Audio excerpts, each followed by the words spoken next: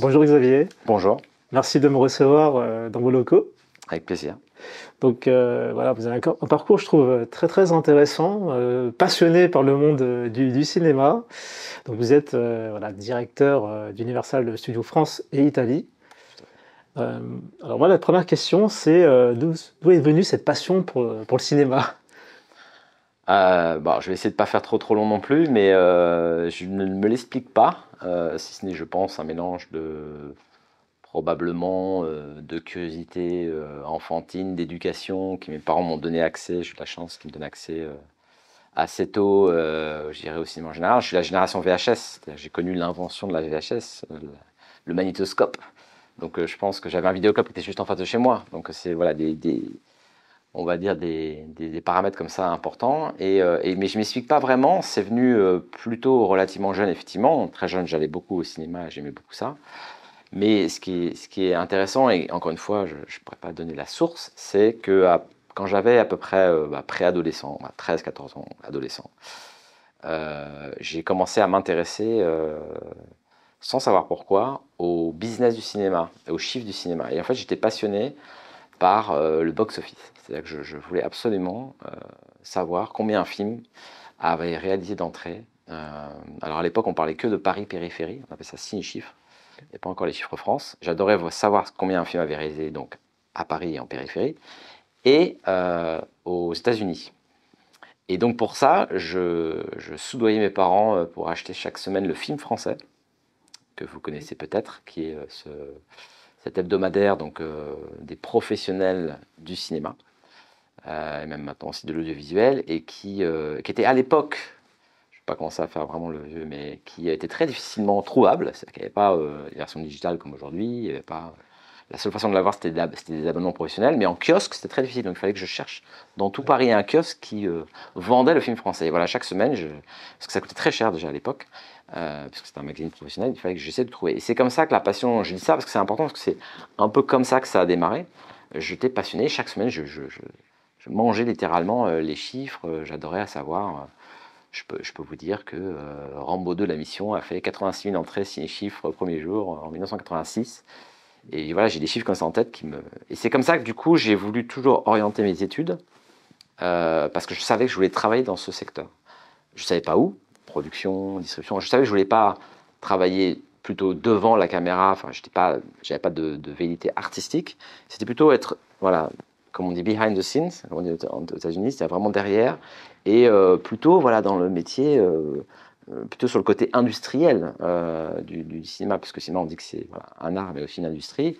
Moi, j'étais plutôt intéressé par le côté industrie. Et puis, au fur et à mesure des stages, que je connaissais personne. Donc, j'ai eu de la chance, vous savez, je pense que c'est votre média, c'est fait de rencontres, donc de persévérance, de passion. Donc j'ai fait des études, comme je vous le disais, en disant, bon, si je suis pas trop mauvais en maths, si je fais de la gestion, après je dois faire de la production. Bon, j'ai vite compris que la production, c'était pas du tout ça, que ça n'irait pas du tout. Et après, c'est des rencontres. J'ai de la chance de rencontrer une personne qui, à l'époque, me recrute. C'était un nouveau poste chez Gaumont Buenavista, qui était à l'époque le distributeur numéro un, donc vraiment le place to be. Je commence aux techniques, donc service technique, donc je connaissais rien, hein, doublage, sous-titrage, la localisation des films. Et à l'époque, on parlait de 35 mm, hein, on n'était même pas encore au numérique. Et puis voilà, des rencontres, et une rencontre très importante qui est celle de Jean-François Camilleri, qui était devenu directeur général 2 ans après mon arrivée au centre de Gaumont Buenavista, et qui lui un jour me donne ma chance au marketing, et je commence à faire je m'occupe de la création. Donc création à l'époque c'est un grand mot, mais c'est toutes les campagnes marketing, print, audiovisuel. Et là voilà, on élargit son scope, on apprend, et après je fais travailler 3 ans en agence, là aussi avec un monsieur qui m'a beaucoup apporté, qui s'appelait Laurent Zahut, une agence qui était très cotée à l'époque, une agence de créa qui s'appelait Terre-Neuve. Pareil, là, je m'ouvre à plein d'univers et de clients différents. Je travaille avec d'autres sociétés que Disney, puisque je travaille majoritairement pour Disney avant cela. Et puis Disney, Jean-François Camilleri, toujours, me rappelle pour devenir directeur marketing de Buena Vista, qui était aussi un des rêves que j'avais. Et puis après, une évolution au sein de Walt Disney Company, jusqu'à partir pour Netflix, donc ouvrir le premier bureau parisien, Netflix. Ça, j'ai fait ça pendant 1 an, une expérience courte mais absolument passionnante. Et puis j'ai décidé, c'était très dur comme décision de partir de Netflix parce que j'adorais ce groupe, mais voilà, Universal qui vient me chercher pour reprendre la direction générale de la France. Et là, j'ai vraiment décidé de suivre mon cœur parce que c'était ma passion, comme je disais, la salle, le business du cinéma. Et Universal reste, et j'espère restera, un studio mythique pour lequel la salle est extrêmement importante et avec des challenges voilà, très intéressants pour moi, notamment côté film français, parce que c'était un groupe, en tout cas un studio qui investissait quand même relativement beaucoup dans le cinéma français. Et donc voilà, donc j'ai fait ça, j'ai rejoint cette société il y a plus de 7 ans maintenant. Et puis voilà, maintenant depuis 2 ans, ils m'ont aussi proposé de prendre l'Italie, donc avec un nouveau encore challenge. Donc c'est vrai que je suis entre 2 pays. Mais voilà, donc plutôt un parcours effectivement très américain, ça c'est sûr. Et puis voilà, avec différentes expériences, mais toujours liées au cinéma et on va dire à l'entertainment en général. Moi, la question que je me pose souvent, c'est quand on prend la tête d'une grosse entreprise, comment vous faites pour vous adapter aux valeurs de l'entreprise? Vous analysez l'historique ou c'est la même recette un peu partout? Non, c'est une excellente question. À chaque fois, en tout cas, bon, c'est pas non plus que j'ai changé des dizaines de fois de société. On va dire que j'étais relativement quand même fidèle dans mon parcours, mais c'est vrai qu'à chaque fois, moi je dis avant tout, c'est une affaire d'hommes et de femmes, enfin, c'est une affaire de personnes. C'est-à-dire que euh, je suis beaucoup à l'instinct, pardon, et à l'instant quand je rencontre les gens. C'est vrai que c'est d'abord ce feeling-là que je vais suivre. Après, évidemment, on se renseigne. Vous savez, quand on rejoint une société, c'est important de faire un peu ses propres recherches.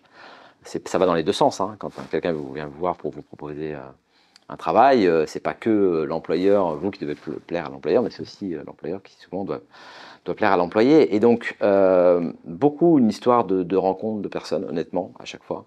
C'est-à-dire que des discussions, j'essaie toujours de faire en sorte que les entretiens soient les plus intéressants possibles, en tout cas les plus riches, pour que j'arrive à vraiment percevoir ce qu'il y a derrière. Évidemment, beaucoup, comme vous le disiez, je regarde beaucoup quelle est la culture de l'entreprise. Alors c'est un peu difficile, aujourd'hui c'est quand même plus facile. Avant, il n'y avait pas forcément tous les outils qu'il y a aujourd'hui pour lire, parce qu'aujourd'hui, voilà, toutes les sociétés ont un aspect très corporate où elles présentent leurs valeurs. Mais bon, c'est assez facile dans ce secteur, en plus, on se connaît quand même tous, et donc c'est assez facile de se renseigner. Donc oui, se renseigner sur les valeurs de l'entreprise avant, mais je dirais quand même avant tout, si je me réfère à mon parcours, une histoire de personne. À chaque fois, ce sont les personnes que j'ai rencontrées dans les entretiens, parce que c'est vrai qu'à chaque fois, j'ai eu de la chance dans mon parcours d'être souvent chassé, de ne pas avoir cherché, et, à chaque fois, c'est des personnes qui m'ont convaincu à un instant T qu'il fallait que je les rejoigne parce que j'ai aimé ce qu'elles m'ont dit, j'ai aimé ce qu'elles représentaient. Voilà, Universal, par exemple, c'est un bon exemple parce que Netflix, encore une fois, voilà, société passionnante. Quand je la rejoins, il faut tout faire, c'est-à-dire qu'il faut vendre à la fois, il faut expliquer. Mon job, c'est d'expliquer à la fois ce que c'est qu'un service SVOD, que personne ne connaissait le streaming à l'époque. Il fallait à la fois vendre le service et à la fois vendre les contenus. Voilà, il y avait encore beaucoup à faire, parce que j'étais au tout début du lancement du service en France. Mais quand Universal vient me voir, je me souviendrai toujours que les rencontres que j'ai eues à Los Angeles, c'était voilà, avec quelqu'un qui s'appelait Duncan Clark, qui était avant ça, qui est depuis parti, mais président de la distribution internationale, Nis Winkle, qui est encore là, qui est toujours un des patrons de la distribution internationale. Et c'est voilà, des personnes qui, quand je les ai rencontrées, quand on a fait un dîner, on a fait des meetings, m'ont convaincu par justement ce qu'ils véhiculaient de rejoindre la société. Donc, et après, effectivement, c'est une question d'adhérer à ça. Je pense que c'est extrêmement important et de s'adapter à ce qu'on a en face. Dans mon expérience, chaque société, chaque groupe est très différent. Après, comme je dis toujours, ce sont pour moi les hommes et les femmes qui font une société. Il y a les valeurs, mais après, vous pouvez avoir souvent, moi j'ai connu des structures qui avaient des organisations très différentes, mais avec une organisation parfois qui était extrêmement compliquée, matricielle, qui pouvait fonctionner grâce aux personnes. Et de la même façon, on peut avoir des organisations très claires, très, on va dire, plus lisibles, mais qui ne marchaient pas tellement à cause des personnes. Mais c'est vraiment pour moi les personnes qui font un groupe et une société. Alors je sais que vous adorez aussi les super-héros. Vous, quel est le super-héros que vous aimez le plus? Alors c'est amusant que vous posiez cette question parce que c'est la question que m'a posé mon fils il y a une semaine. Il m'a demandé même un top 3. Donc je peux vous faire le top 3 si vous voulez. Top 3, allez. C'est une question très difficile. Je pense qu'après, il y a toujours la part d'enfance. On se réfère toujours à sa part d'enfance. Alors donc, évidemment, moi, mon super-héros préféré, parce que je suis de cette génération-là, c'est Superman. Parce que Superman, bah voilà, c'est le film de Richard Lester, si je ne dis pas de bêtises. C'est Superman de 1978, c'est Christopher Reeve. Oui. Moi, je suis de cette génération-là, c'est le premier super-héros que je découvre. Ça fait partie de mes émotions cinéma extrêmement fortes. J'étais très fan de super-héros, effectivement, dans mon enfance. Mais voilà, quand je vois Superman sur le grand écran, je suis. Enfin, l'écran, je le vois plutôt, je le rattrape sur petit écran, comme quoi, parce que j'étais encore trop petit à mon avis pour le voir au cinéma à l'époque. Mais je me souviens très bien, j'en ai vu après des suites au cinéma. Superman m'a marqué, donc ça reste mon super-héros, je dirais, favori. Après, je dirais qu'en deuxième, je classerais sans aucun doute Spider-Man, parce que comme toujours, comme pareil, tout le monde, j'ai été marqué par. C'était aussi un super-héros qui m'a toujours plu énormément, un super-héros Marvel qui m'a toujours plu quand j'étais enfant. Mais pareil, je me souviens très bien d'avoir été voir au cinéma. Pour le coup, j'ai été voir au cinéma une sorte de téléfilm transformé en film, qui était très très cheap, mais voilà, j'ai un souvenir très fort. Et puis, quand le film de Sam Raimi arrive, c'est pareil, c'est une révélation. On va dire, c'est le premier film de super-héros je pense, a marqué autant de générations. Parce que c'était la première fois qu'on voyait des effets visuels comme ça, avec une histoire extrêmement forte, et puis une mise en scène extraordinaire. Donc Spider-Man. Et puis le dernier, je dirais Iron Man, mais après de manière plus large des Avengers, parce que c'est aussi ce que j'ai expliqué à mon fils, c'est que j'ai un souvenir aussi très fort j'ai eu de la chance de travailler sur le premier Avengers chez Disney. Et pour moi, je me souviens parce que je l'ai vu, je l'ai découvert, alors qu'il y avait une sorte de secret sur le film. Je l'ai découvert à Los Angeles au studio, donc au sein du lot Disney. Première projection quelques semaines avant la sortie. Et c'est une projection très forte parce que j'étais déjà surexcité évidemment sur le film. Parce que c'était une sorte de rêve d'enfant, d'avoir tous les super-héros réunis pour la première fois sur un grand écran. C'était juste inconcevable. Et en plus de ça, je vois le film et là, je me dis, mais Joss Whedon et Kevin Feige, je dis, mais c'est fantastique, c'est exactement ce que j'attendais. C'est-à-dire que je me souviens de la projection, notamment de la bataille à New York, j'étais là, je dis, mais c'est tout ce que je voulais voir sur le grand écran. Et voilà, et ça a été un souvenir très fort et une expérience, en tout cas, d'avoir la possibilité de travailler sur la campagne du film et de le sortir, une expérience extrêmement riche pour moi. Vous dites dans une interview que ce qui vous plaît dans votre métier, au-delà, enfin, c'est pas que les chiffres, mais c'est aussi découvrir des nouveaux talents. Donc, qu'est-ce que vous ressentez à ce moment-là quand vous rencontrez des gens comme ça? Qu'est-ce qui vous plaît chez eux? Bah, en fait, je sais pas si ça me vient. Je pense que ça me vient peut-être sans doute du. En fait, c'est de manière plus élargie, pardon, mais je crois beaucoup à la transmission. Et je suis un peu, c'est vrai, vous en parliez tout à l'heure, je crois beaucoup aux rencontres. Et donc, peut-être parce que dans mon parcours, j'ai eu de la chance comme ça d'avoir des gens qui, à un moment donné, m'ont donné un peu l'attention, ont pris le temps pour m'expliquer des choses. Ça peut être quelque chose, ça peut être un moment très court, mais qui ont eu, voilà, le mot juste. C'est vrai que du coup, ça m'est resté. Et je dirais que je pense que c'est un peu, pas un devoir, mais bon, je pense que c'est quand même une responsabilité quand on est à la tête d'une structure comme celle-ci, enfin d'un groupe, d'avoir la chance, l'opportunité voilà, d'être un ambassadeur du studio en France et avec les moyens qu'on peut avoir. Effectivement, à la fois parce que, pardon, j'élargis sur la question sur les talents au sens large du terme, parce que les talents sont partout. Ça peut être des talents créatifs, des talents professionnels. J'estime qu'il y a des talents dans l'équipe, évidemment. C'est donc donner cette chance, cette exposition à un moment donné à des jeunes ou moins jeunes, mais des jeunes, en tout cas des gens qui essaient de faire autre chose ou d'avoir une première expérience, leur donner les moyens de le faire, si on repère leurs qualités, leurs compétences. Et c'est vrai que sur l'aspect cinéma français, nous on a la chance de pouvoir faire quelques films par an, on n'en fait pas beaucoup, 2, 3 en fonction des années et des cycles. Mais c'est vrai que c'est venu un peu de l'héritage, ça venait de mon prédécesseur aussi, mais il y a eu beaucoup de premiers films faits ici, et c'est vrai qu'on a un petit peu perpétué cette tradition de donner sa chance à des nouveaux réalisateurs, parce que Bah, c'est un créneau, en tout cas, que je trouvais plutôt cohérent avec ce qu'on faisait. Et je lui dis, je voulais pas aller, nous, Universal France, aller dans un terrain qui était déjà occupé par d'autres studios français très compétents. Et nous, voilà, c'était l'héritage, le babysitting, c'était même l'arnaqueur, quelque part, c'est des nouveaux talents. Donc les gros succès Universal, effectivement, étaient plutôt dans cet ADN-là. Et donc, c'était de perpétuer ce côté, toujours ce côté voilà, transmission, exposition, découvrir. C'est extrêmement difficile. Extrêmement difficile. D'ailleurs, récemment, on a malheureusement eu plus d'échecs que de succès.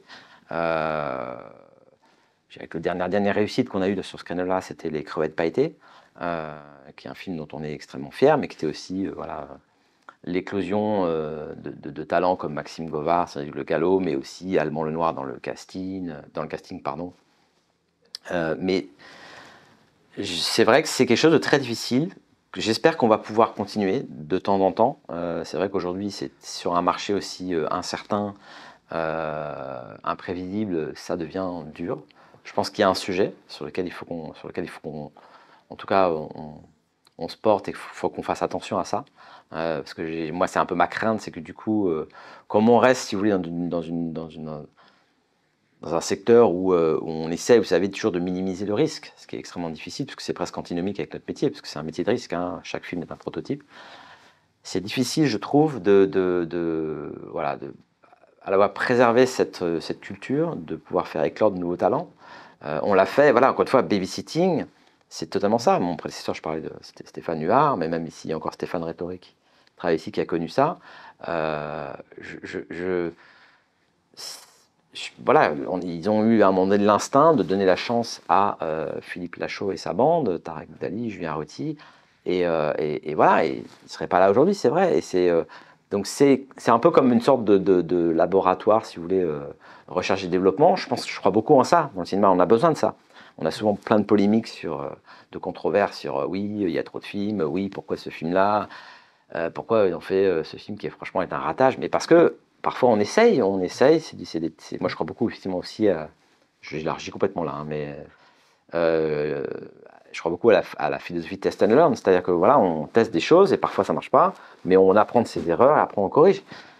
Finalement, un jeune réalisateur, un nouveau talent, c'est ça. On détecte quelque chose, on va essayer, parfois ça rate, parfois ça réussit. Si je regarde les derniers films qu'on a fait, on a fait beaucoup de premiers films, on va en faire encore, mais je suis extrêmement vraiment fier d'avoir pu porter le premier film de Noémie Lefort, que je trouvais quelqu'un d'extrêmement talentueuse, cette jeune réalisatrice qui a fait Mon héroïne, Victoria Bedos. Je trouve que c'est un vrai talent brut, voilà, qui a fait La plus belle pour aller danser. Évidemment qu'il y a beaucoup de regrets, de frustration à ce que les films n'aient pas rencontré leur public, et il y a certainement eu des erreurs de fait, mais je regrette rien, parce que je pense que c'est notre rôle d'essayer, en tout cas, de faire éclore ces talents. Même récemment, Gilles Le Gardinier, son premier film, voilà, qui en plus a été extrêmement apprécié du public, romancier à succès, voilà, on lui donne sa chance, parce que je pense qu'il a toutes les qualités pour devenir un grand réalisateur. Alors un autre aspect qui m'intéresse chez vous, c'est le côté persévérant, pugnace. Pendant le Covid, c'était pas facile. Qu'est-ce qui fait que vous vous êtes dit, je continue, j'y crois, j'avance? Ouais, peut-être la pression du groupe. Non, je pense que bah, il y a évidemment, enfin franchement, sincèrement, déjà l'équipe. Enfin honnêtement, parce que l'équipe, enfin moi, c'est ce qui me une partie qui est à la fois la plus compliquée, la plus difficile de mon métier et à la fois la plus passionnante, ça reste quand même le management. Même si moi je suis toujours un peu, voilà, je suis moins dans l'opérationnel, donc un peu toujours avec du recul. Je pensais surtout à l'équipe. Je me disais, mais wow, il faut y arriver, il faut traverser ça, parce que voilà, il y a plein de personnes,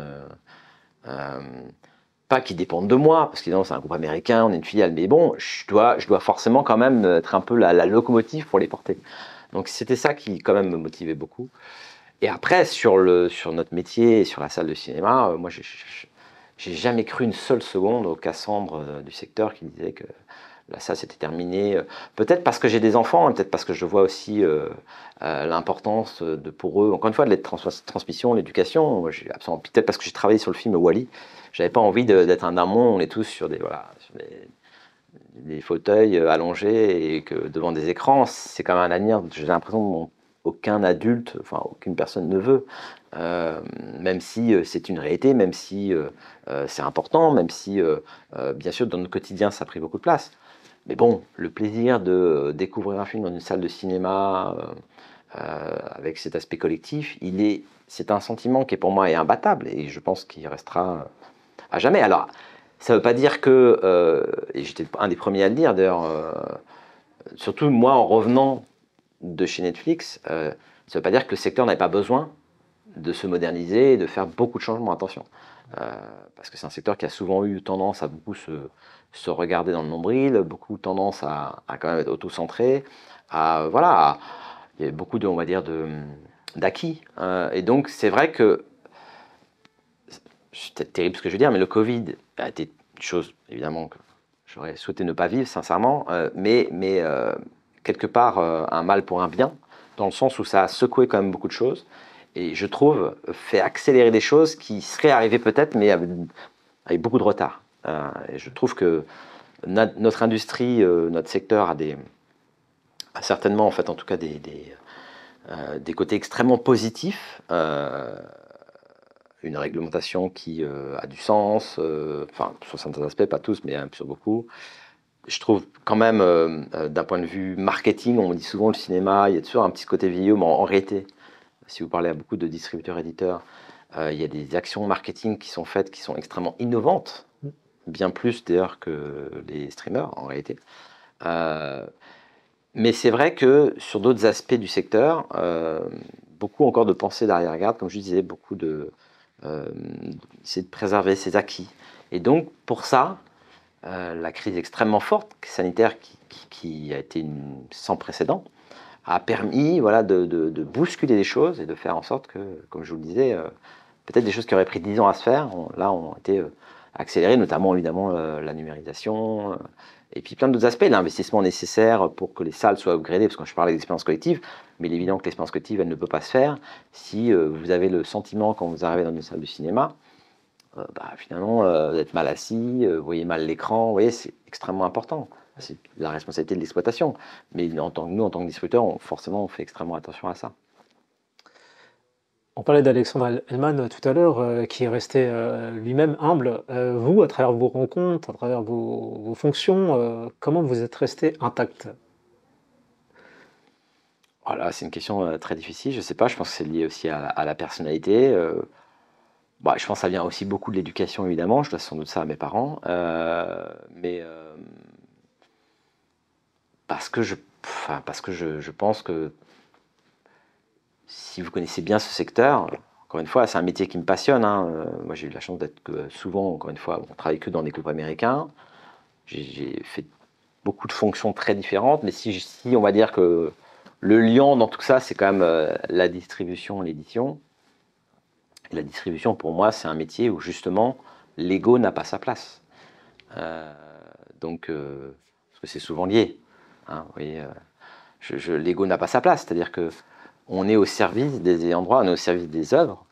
On n'est qu'un passeur entre finalement voilà le studio ou quand on fait des films français, voilà les créateurs et le public, avec évidemment la salle au milieu qui est notre partenaire. Mais l'ego n'a pas sa place, c'est impossible puisque on n'est qu'un maillon d'une chaîne. Et voilà, très souvent, moi je dis, c'est ceux que j'admire énormément, c'est évidemment les talents créatifs, c'est ceux qui imaginent les films, qui les écrivent, qui les font. Quand vous savez la difficulté, excusez-moi, de produire un film, de le faire, de le fabriquer, que ce soit du live. Alors si on parle d'animation, qui est l'autre segment qui me passionne, si vous connaissez un peu mon parcours, l'animation, c'est quelque chose aussi qui me passionne énormément. Quand vous voyez, j'étais avec la chance d'être avec Benjamin Renner, mais aussi Jacques Bled. Enfin, quand vous voyez des gens comme ça qui bossent 5 ans sur un film, mais vous voyez avec cette patience, vous, quand vous arrivez, vous êtes forcément en aval, dernier maillon de la chaîne. Pour moi, c'est ce que je dis, j'espère aussi donner cette culture-là, mais l'humilité est certainement la qualité la plus importante pour déjà, je dirais, résister dans ce métier, qui est un métier quand même pas facile. Hein. On a l'impression au cinéma, les paillettes, c'est pas du tout, parce que on est quand même dans une industrie du prototype avec des films qui sortent. Alors nous, en l'occurrence, on en a beaucoup, donc il faut parfois avoir un mental avec une pression très forte, souvent justement des ayants droit des talents du studio. Mais si vous n'avez pas l'humilité, enfin pour moi, vous n'y arriverez pas, sincèrement. Ce que j'aime en parlant de la salle tout à l'heure aussi, et ça rejoint ce que vous dites là à l'instant, c'est regarder le nom des personnes qui travaillent dans le film, le générique de fin, quoi. C'est incroyable. C'est une mini-société, quoi. Ouais. Et c'est pas facile, j'imagine, de tenir la barque, parce que chacun a une vie, on va dire. Et Ouais, alors ça sur l'aspect créatif, waouh. artistique et effectivement sur la fabrication. Moi, je suis beaucoup plus admiratif effectivement du métier, à la fois producteur et évidemment aussi les réalisateurs. Mais Quand quand venu comme ça, waouh. c'est exactement ça, vous avez raison. C'est d'un coup c'est une mini société qui se monte Ah oui. pendant un certain nombre de mois. Parce que c'est un certain nombre de mois, hein, en l'occurrence, même s'il y a la pré-production, la préparation, le tournage. Parfois, ça peut prendre beaucoup plus de temps sur des films plus importants. Mais c'est vrai que ça va être pendant, en tout cas, un laps de temps défini, des gens qui vont être, et avec forcément des chefs d'orchestre, producteurs, réalisateurs, qui d'ailleurs doit être un duo absolument aligné, sinon ça ne fonctionne pas. Hein. Il faut que les deux soient totalement. Et moi, je suis très admiratif de ça. Je ne compare pas du tout à, sincèrement, moi j'ai géré une équipe, voilà, on est à peu près une trentaine de personnes, à peu près l'équivalent en Italie, donc c'est à peu près, on va dire, au total, une cinquantaine de personnes. Voilà, c'est sans aucune mesure avec, effectivement certains films ou les productions où vous pouvez monter à voilà, 200, 300 personnes. C'est un paquebot, quoi. C'est terrible. C'est vrai qu'à gérer, vous avez intérêt à être, voilà, à avoir une vision très claire des choses. Diriger la partie France et la partie Italie en termes d'humain, c'est complètement différent, la mentalité, ou c'est pareil?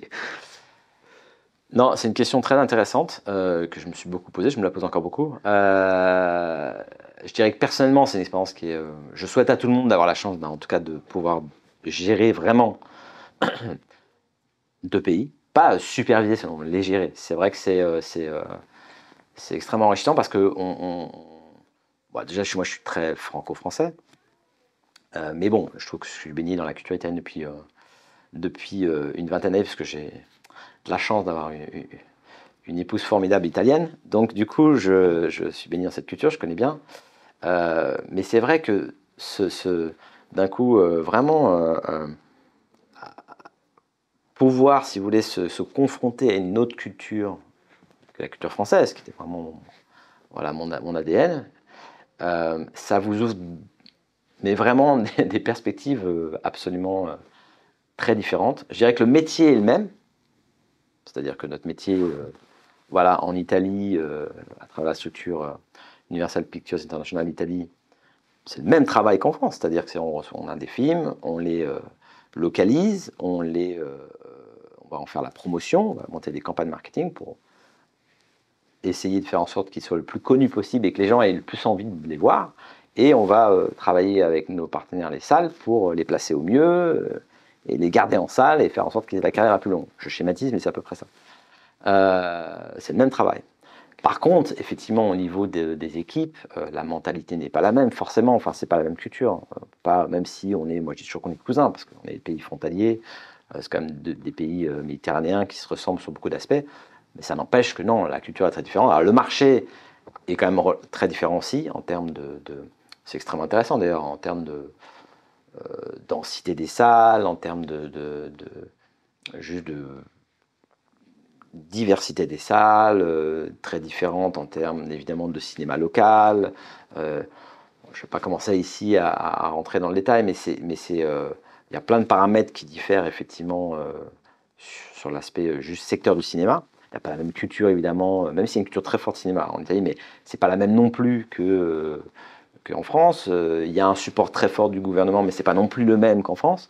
Et après, effectivement, sur la mentalité, la culture italienne, au niveau de mon équipe, c'est très intéressant pour moi. D'ailleurs, il serait intéressant de voir que sur des personnes qui ont les mêmes fonctions, positions, c'est le même process, même groupe, même position, elles vont se comporter de manière très différente.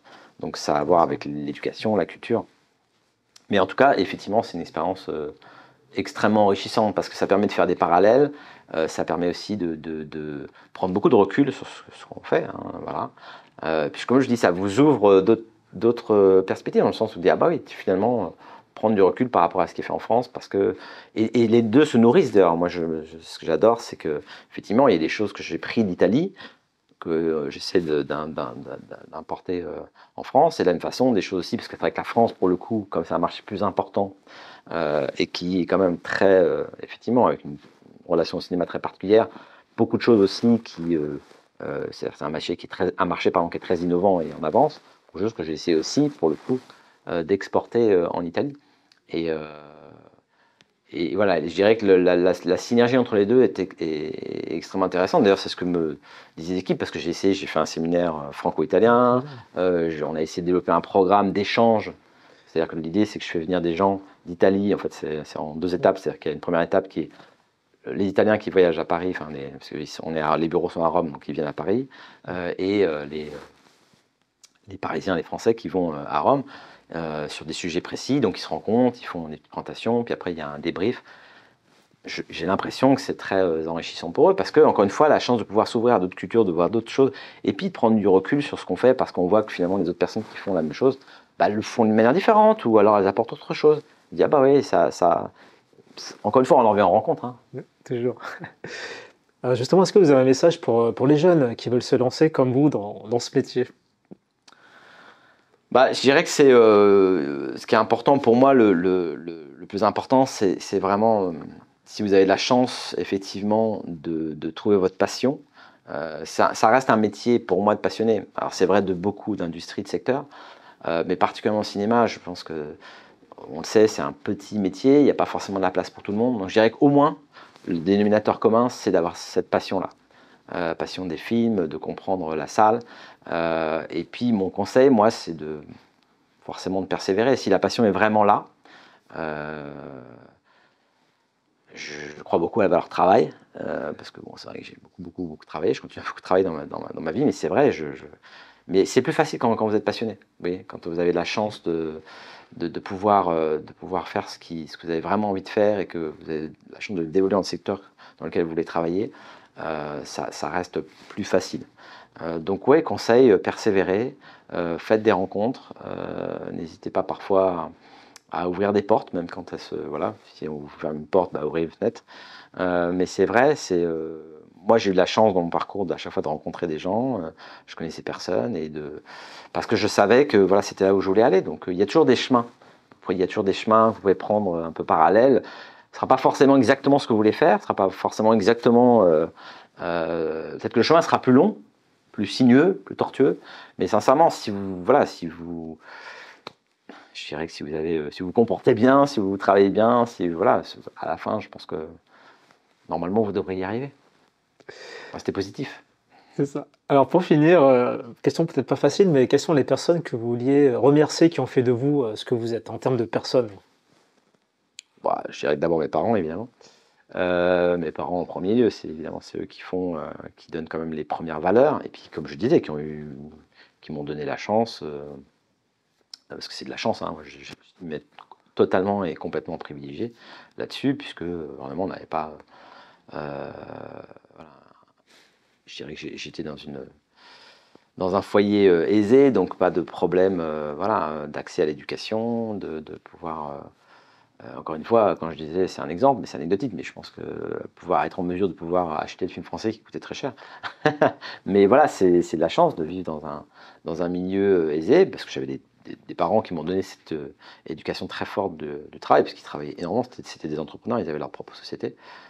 Euh, donc voilà, mes parents. Et après, sur les gens du métier, bah, je l'ai cité, mais forcément, Jean-François Camilleri, il reste mon mentor, il le reste encore aujourd'hui. C'est-à-dire que c'est clairement quelqu'un que j'essaie de suivre. On est toujours très proches, et puis j'essaie d'aller dans ses traces, quoi, parce que c'est quelqu'un que j'admire beaucoup. Et donc lui, il reste un modèle, un exemple.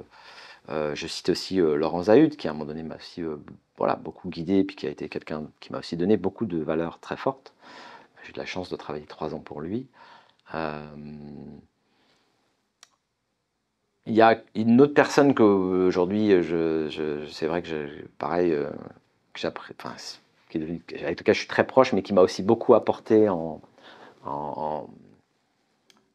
à la manière aussi de percevoir les choses, c'est Julien Noble, qui est aujourd'hui le président du marketing international chez Universal, et qui, voilà, on s'est suivi, on a un parcours très parallèle, enfin moi avec quelques années d'avance, forcément j'ai eu la possibilité de lui donner sa première chance, et voilà, et lui aussi c'est quelqu'un que je remercie parce qu'il a contribué à mon parcours. Après, il y a plein d'autres personnes que je pourrais citer ici, évidemment, Jean de Rivière, Benjamin Cléry, il y a plein de gens qui ont marqué, Emmanuel Michaka, plein de gens comme ça qui ont marqué ma carrière, pour différentes raisons, mais comme je disais, c'est plein de rencontres qui font que parfois ça peut être juste une parole, juste quelque chose qui d'un coup vous avez une sorte de lueur. Pardon, parce que je pense à lui parce que je l'ai revu il n'y a pas longtemps, mais qui travaillait chez Gaumont, qui était le directeur de création de Gaumont, côté distribution. Il s'appelle Denis Perra. Il faisait toutes les campagnes des films français. Et par exemple, Denis Perra, je viens d'arriver chez GBI, c'est une création de poste, donc Gaumont Bolavista, je suis là.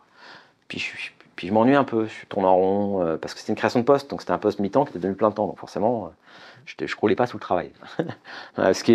Ça arrive, hein, on est, vous savez.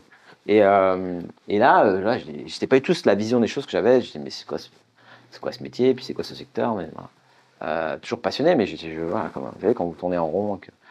Et lui m'a donné un conseil, il m'a dit, mais n'attends pas des autres, n'attends rien des autres dans le sens, n'attends pas que ce soit les autres qui viennent vers toi pour te donner des choses à faire, mais va les chercher.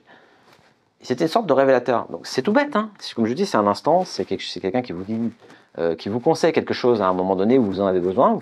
Après, vous le prenez comme vous voulez et vous l'ingurgitez comme vous l'entendez.